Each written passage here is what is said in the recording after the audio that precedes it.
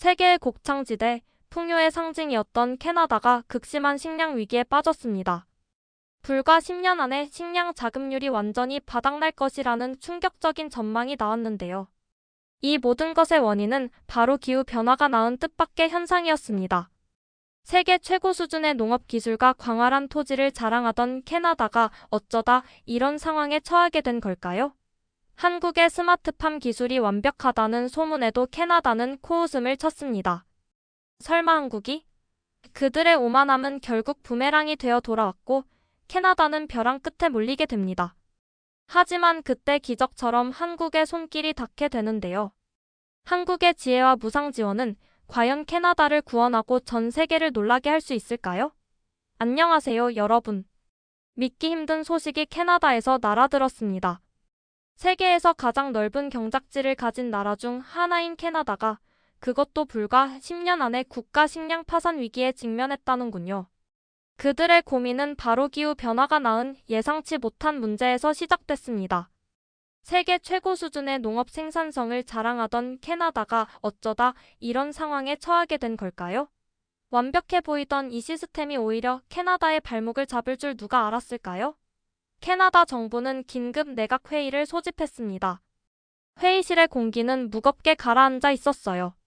저스틴 트리도 캐나다 총리의 얼굴에는 수심이 가득했습니다.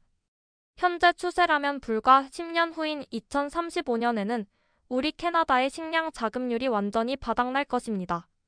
예측 불가능한 기후 변화로 인해 농작물 생산량이 감당할 수 없는 수준에 이르렀습니다.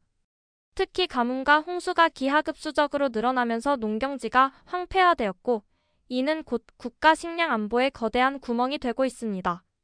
캐나다 농업부 장관인 마리 마이너스 클로드 비보는 한숨을 쉬며 보고했습니다. 예상보다 훨씬 더 빠르게 기후 변화는 진행되고 그에 따른 농업 생산량 감소는 걷잡을 수 없이 불어나고 있습니다. 매년 5%씩 감소하는 주요 작물 생산량은 현재 전체 생산량의 60%만을 겨우 유지하며 이는 곧 5년 안에 40%를 넘어설 것으로 예상됩니다.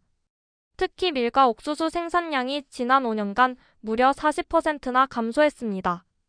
이대로라면 2030년까지 식량 수입 의존도는 현재의 2배, 식량 가격은 200% 가까이 증가할 것입니다. 회의에 참석한 강료들은 충격의 말을 잇지 못했습니다. 캐나다 통계청의 끔찍한 데이터가 스크린에 띄워졌습니다. 기후변화로 인한 농업 생산량 감소액은 이미 매년 200억 캐나다 달러 약 20조 원을 넘어섰고 식량 수입 지출은 무려 300억 캐나다 달러 약 30조 원에 달했습니다. 이러한 지출은 매년 기하급수적으로 늘어나고 있었죠. 캐나다의 광활한 농지는 더 이상 과거의 영광을 찾을 수 없었고 젊은 농부들은 농사를 포기하고 도시로 떠나고 있었습니다. 악순환의 연속이었습니다. 세계경제포럼 WEF에서도 캐나다의 위기 상황을 심각하게 다뤘습니다. WEF의 보고서는 캐나다가 식량 문제에 대한 혁신적인 해결책을 찾지 못한다면 향후 10년 내에 경제 성장률이 0.1% 이하로 떨어지고 식량 폭동이 발생할 수 있다고 경고했습니다. 한때 세계의 식량 창고를 자처하던 캐나다가 이제는 식량 위기의 늪에 빠져 허우적거리는 신세가 된 것입니다. 트리도 총리는 고개를 숙였습니다. 도대체 어디서부터 잘못된 걸까요? 우리는 모든 것을 갖추고 있다고 생각했는데. 그의 목소리에는 깊은 좌절감이 묻어 있었습니다. 캐나다는 과연 이 위기를 극복할 수 있을까요? 다음 챕터에서 캐나다가 얼마나 오만했는지, 그리고 이 위기를 벗어나기 위해 어떤 노력을 하는지 자세히 말씀드릴게요. 캐나다의 비극은 계속되었습니다. 국가 경제를 지탱하던 거대한 농업 산업마저 휘청이기 시작했습니다. 기후변화로 인한 생산성 저하와 농업 인구 부족은 캐나다의 발목을 잡았고 국제 경쟁력은 급격히 떨어졌습니다. 캐나다의 GDP 성장률은 2024년 1.5%에서 2025년 0.8%로 하락했으며 2026년에는 마이너스 성장을 기록할 것이라는 예측까지 나왔습니다. 이는 캐나다 경제 역사상 전례 없는 최악의 수치였습니다. 캐나다 정부는 필사적으로 해결책을 모색했습니다. 농업 보조금을 늘리고 새로운 품종 개발에 투자하는 방안을 검토했지만 기후변화의 속도를 따라잡기에는 역부족이었습니다. 특히 농민단체들은 대규모 시위를 벌이며 정부의 무능력에 강력히 항의했습니다.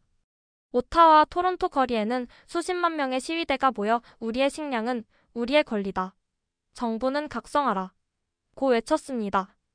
캐나다 정치권은 분열되었고 정부는 이러지도 저러지도 못하는 상황에 처했습니다. 트리도 총리는 밤잠을 설쳤습니다. 대체 어떻게 해야 한단 말인가? 이러다가는 캐나다의 자랑스러운 농업 시스템이 송두리째 무너질 판입니다. 그때 한 언론 기사가 그의 눈에 들어왔습니다. 한국이 스마트팜 기술로 기후 변화에 완벽하게 대비하고 있으며 안정적인 식량 생산을 유지하고 있다는 내용이었습니다. 트리도 총리는 코웃음을 쳤습니다. 한국? 동양의 작은 나라가 감히 우리 캐나다보다 식량 위기에 더 잘 대비하고 있다고? 말도 안 돼. 그들은 아직 농업 후진국 수준 아닌가? 데이터가 잘못되었을 겁니다. 캐나다 정부 관계자들 역시 한국의 소식에 냉소적인 반응을 보였습니다. 캐나다 농림부의 한 고위 관계자는 비웃듯이 말했습니다. 한국이요? 그들은 아직 기후변화의 심각성을 제대로 경험해보지 못했을 겁니다. 우리의 상황과는 차원이 다릅니다. 이들은 한국의 기후변화 대응 기술이 캐나다보다 훨씬 앞서 있다는 통계조차 믿지 않았습니다. 한국의 스마트팜 보급률은 2024년 기준 30%로 캐나다의 5%보다 훨씬 높았지만 기술의 발전 속도와 적용 범위는 한국이 훨씬 빨랐습니다. 그러나 한국은 이미 10년 전부터 기후변화에 대비한 선제적인 스마트팜 정책을 수립하고 실행에 옮기고 있었습니다. 이는 캐나다가 전혀 알지 못하는 혹은 알려고 하지 않는 사실이었죠. 트리도 총리는 결국 체념한 듯 한숨을 쉬었습니다. 다른 선진국들은 어떤가? 미국, 유럽, 호주 그들도 우리와 비슷한 상황에 직면해 있지 않나? 캐나다 정부는 급히 미국, 유럽, 호주 등 주요 선진국들의 도움을 요청했지만 그들 역시 비슷한 문제로 골머리를 앓고 있었기에 실질적인 도움을 줄 수 없었습니다. 오히려 캐나다의 상황을 듣고 자신들의 미래를 보는 듯 좌절하는 반응을 보였습니다. 한편 한국에서는 캐나다의 위기 상황이 보도되었습니다. 한국의 여러 언론 매체들은 캐나다의 식량 문제에 대한 심층 보도를 쏟아냈고 한국 정부는 캐나다의 상황을 예의주시하기 시작했습니다. 한국의 농림축산식품부 장관인 박선영 장관은 긴급 브리핑을 열었습니다. 캐나다의 상황은 안타깝지만 우리에게는 결코 남의 일이 아닙니다. 우리는 이미 10년 전부터 이와 같은 미래를 예측하고 대비해왔습니다. 이제 우리가 가진 노하우를 국제사회에 공유할 때입니다. 한국의 이러한 움직임은 캐나다에게 알려지지 않았지만 운명은 이미 그들을 향해 움직이기 시작했습니다. 캐나다는 과연 이 절망적인 상황에서 벗어날 수 있을까요? 그리고 한국은 어떤 기적을 보여줄까요? 다음 챕터에서 그 비밀이 밝혀집니다. 캐나다의 절망적인 상황은 계속되었지만 운명은 예상치 못한 방식으로 그들을 연결했습니다. 우연한 계기, 바로 글로벌 식량 안보 포럼에서 모든 것이 시작되었죠. 이 포럼은 전 세계 각국의 식량 문제 전문가들이 모여 해법을 논의하는 자리였습니다. 캐나다는 물론 미국, 유럽, 호주 등 식량 위기로 신음하는 수많은 국가들이 참석했지만 한국 대표단은 유독 여유로운 표정이었습니다. 캐나다 대표단의 눈에는 그들의 여유가 근거 없는 자신감으로 비쳤습니다. 글로벌 식량 안보 포럼의 개막식에서 캐나다 농업부 장관인 마리 마이너스 클로드 비보는 어두운 표정으로 연단에 섰습니다. 캐나다는 지금 전례 없는 위기에 직면해 있습니다. 기후변화로 인한 식량 생산량 감소로 인해 국가 식량 안보가 파탄 직전이며 사회 시스템 붕괴의 위협까지 느끼고 있습니다. 우리는 모든 노력을 다했지만 해법을 찾지 못하고 있습니다. 그의 절규에 가까운 연설의 포럼장은 숙연해졌습니다. 많은 국가들이 캐나다의 상황에 공감하며 안타까워했습니다. 하지만 그때 한국 대표단석에 앉아있던 이지훈 한국농림축산식품부 차관의 얼굴에 옅은 미소가 스쳐 지나갔습니다. 그녀는 캐나다의 상황이 이미 한국이 10년 전 예측했던 시나리오와 정확히 일치한다는 것을 알고 있었습니다. 포럼 중 휴식 시간에 캐나다 대표단의 한 인사가 한국 대표단에게 다가왔습니다. 캐나다 농업연구소의 고위 연구원인 데이비드 스미스 박사였습니다. 그는 한국 대표단이 가져온 자료를 우연히 보게 되었고 그 내용에 깊은 충격을 받았습니다. 그 자료는 한국이 지난 10년간 추진해온 스마트팜 기반 식량 자급 마스터 플랜에 대한 상세한 보고서였습니다. 특히 수직 농장 시스템을 통해 도심에서도 효율적으로 작물을 재배하고 AI 기반 작물 생육 관리 시스템으로 생산성을 획기적으로 높인 성공 사례들이 담겨 있었습니다. 스미스 박사는 자신도 모르게 자료에 빠져들었습니다. 이게 정말 사실입니까? 인공지능 기반으로 작물 생육을 관리하고 수직 농장에서 연중 내내 작물을 생산해서 식량 자급률을 획기적으로 높였다는 것이요? 그의 목소리에는 놀라움과 함께 미묘한 질투심이 섞여 있었습니다. 이지훈 차관은 스미스 박사를 보며 부드럽게 미소 지었습니다. 네, 스미스 박사님. 한국은 이미 이러한 문제들을 예측하고 10년 전부터 선제적으로 대비해 왔습니다. 물론 쉽지 않은 과정이었지만 국민들의 적극적인 참여와 정부의 꾸준한 노력 덕분에 성공할 수 있었습니다. 스미스 박사는 망치로 한 대 맞은 듯한 표정이었습니다. 그는 캐나다가 그토록 업신여기던 한국이 자신들보다 훨씬 앞서 나가고 있다는 사실을 깨달았습니다. 그동안의 오만함이 부끄러워지는 순간이었습니다. 그는 급히 이지훈 차관에게 머리를 숙였습니다. 이지훈 차관님, 죄송합니다. 저희는 그동안 한국을 너무 과소평가했습니다. 염치 없지만 한국의 지혜를 저희 캐나다에게도 나눠주실 수 없을까요? 저희는 지금 벼랑 끝에 있습니다. 이지훈 차관은 잠시 생각에 잠겼습니다. 그리고는 결심한 듯 단호한 목소리로 말했습니다. 캐나다의 위기는 인류 공동의 문제입니다. 한국은 기꺼이 캐나다를 돕겠습니다. 모든 노하우를 무상으로 제공하고 필요하다면 기술 인력 지원과 교육 프로그램까지 아끼지 않겠습니다. 스미스 박사는 이지훈 차관의 말에 감격했습니다. 그는 캐나다의 위기를 해결할 실마리가 마침내 풀렸다고 직감했습니다. 한국의 무상 지원 제안은 캐나다에게는 한 줄기 빛과 같았습니다. 캐나다는 과연 한국의 도움을 받아 이 위기를 극복할 수 있을까요? 그리고 한국은 어떤 기적을 보여줄까요? 다음 챕터에서 그 비밀이 밝혀집니다. 한국의 전폭적인 지원 제안은 캐나다 전역에 엄청난 파장을 일으켰습니다. 특히 트리도 캐나다 총리는 한국의 제안에 처음에는 믿지 못하는 표정이었습니다. 무상이라고?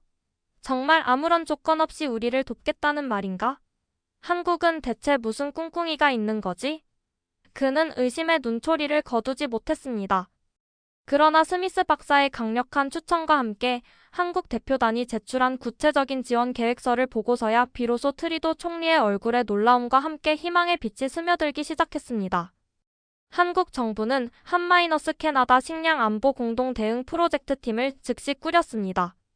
이 팀에는 농림축산식품부, 과학기술정보통신부, 환경부 등 관련 부처의 최고 전문가 8,700명이 참여했습니다. 이들은 단 하루 만에 캐나다 현지로 급파되었습니다. 캐나다 밴쿠버 국제공항에 도착한 한국 전문가들은 피곤함도 잊은 채 곧바로 캐나다 정부 관계자들과 머리를 맞댔습니다. 한국의 최고 스마트팜 전문가인 김민준 박사는 캐나다 농업부 장관인 마리 마이너스 클로드 비보에게 단호하게 말했습니다. 장관님, 지금 당장 전국에 스마트팜 시스템을 도입해야 합니다. 동시에 기후변화에 강한 작물 품종 개발과 보급에 전방위적인 지원 시스템을 구축해야 합니다. 한국은 이미 지난 5년간 수직 농장과 AI 기반 작물 생육 관리 시스템을 통해 연중 내내 안정적인 식량 생산을 가능하게 하여 식량 자급률을 획기적으로 높였습니다. 이로 인해 연간 50조 원 이상의 국가 식량 안보 강화 효과를 거두었습니다. 캐나다 정부 관계자들은 김민준 박사의 단호한 제안에 놀랐습니다. 그들은 대규모 스마트팜 도입을 초기 투자 비용과 기술적 어려움 때문에 엄두도 내지 못하고 있었기 때문입니다. 하지만 김민준 박사는 단호하게 설득했습니다. 현재의 상황을 극복하려면 과감한 결단이 필요합니다. 한국은 스마트팜을 통해 기후변화에 관계없이 안정적인 식량 생산이 가능하다는 것을 증명했습니다. 캐나다에서도 충분히 가능합니다. 한국팀은 즉시 캐나다 전역에 스마트팜 보급센터 500개를 설립하고 농민들을 위한 맞춤형 스마트팜 교육 프로그램을 시작했습니다. 드론을 활용한 작물 관리, 빅데이터 기반의 생산량 예측, 로봇을 이용한 자동화 시스템 등 다양한 기술 교육이 단 30일 만에 구축되었습니다. 한국의 농업기술원 전문가 300명이 캐나다 전역에 파견되어 현지 공무원과 협력했습니다. 동시에 한국의 첨단 종자 개발 기술이 캐나다에 도입되었습니다. 한국의 생명공학 전문가 1,500명은 캐나다의 농업 시스템에 한국의 기후변화 적응형 작물 품종을 이식했습니다. 이 시스템은 가뭄과 홍수에도 강한 작물을 개발하여 생산량 감소를 획기적으로 줄이고 불필요한 농약 사용을 최소화하여 연간 식량 생산 비용을 20% 이상 절감할 수 있었습니다. 캐나다 농업부 장관인 마리 마이너스 클로드 비보는 한국팀의 놀라운 추진력과 전문성에 감탄했습니다. 정말 믿을 수 없는 속도입니다. 한국 전문가들은 마치 마법사 같습니다. 불과 60일 만에 캐나다의 주요 작물 생산량은 10% 증가했고 농민들의 소득은 15%나 증가했습니다. 캐나다의 식량 위기는 과연 한국의 도움으로 해결될 수 있을까요? 그리고 캐나다의 한국에 대한 태도는 어떻게 변할까요? 다음 챕터에서 놀라운 반전이 펼쳐집니다. 한국의 전폭적인 지원과 캐나다 정부의 과감한 결단은 불과 100일 만에 놀라운 기적을 만들어냈습니다. 그동안 캐나다를 짓눌렀던 식량 위기의 그림자가 서서히 걷히기 시작했죠. 캐나다 국민들도 처음에는 반신반의했지만 눈앞에서 펼쳐지는 변화의 경악을 금치 못했습니다. 스마트팜 도입에 대한 초기 반발도 시간이 지남에 따라 점차 수그러들었습니다.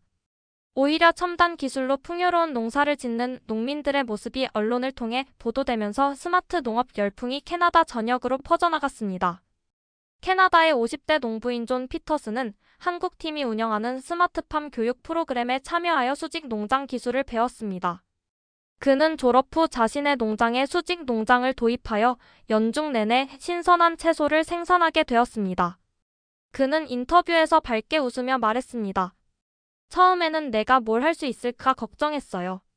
하지만 한국 전문가들의 열정적인 가르침 덕분에 새로운 삶을 시작할 수 있었습니다.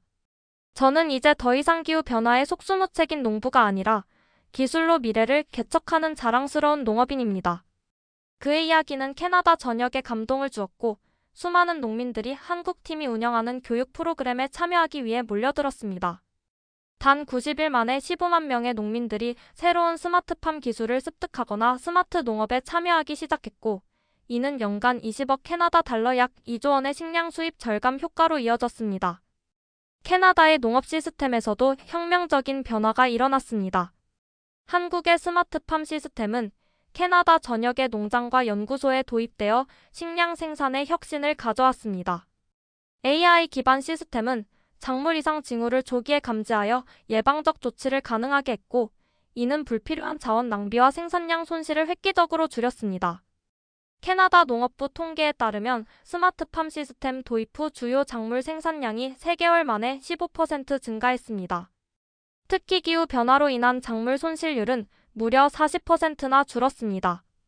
캐나다 정부의 식량 안보 상태는 기적처럼 개선되기 시작했습니다. 트리도 총리는 긴급 기자회견을 열고 전 세계에 이 놀라운 소식을 알렸습니다. 존경하는 국민 여러분, 그리고 전 세계 시민 여러분. 지난 100일간 우리는 기적을 경험했습니다. 한국의 전폭적인 무상 지원과 한국 전문가들의 헌신적인 노력 덕분에 캐나다는 식량 위기에서 벗어날 수 있었습니다. 우리 정부는 한국이 제안한 모든 정책을 성공적으로 이행했습니다. 그 결과 불과 100일 만에 국가 식량 자급률이 30% 증가했으며 2035년 식량 파산 예측은 완전히 뒤바뀌어 2030년에는 완전한 식량 자급을 달성할 것으로 예상됩니다. 이 발표는 전 세계를 발칵 뒤집어 놓았습니다.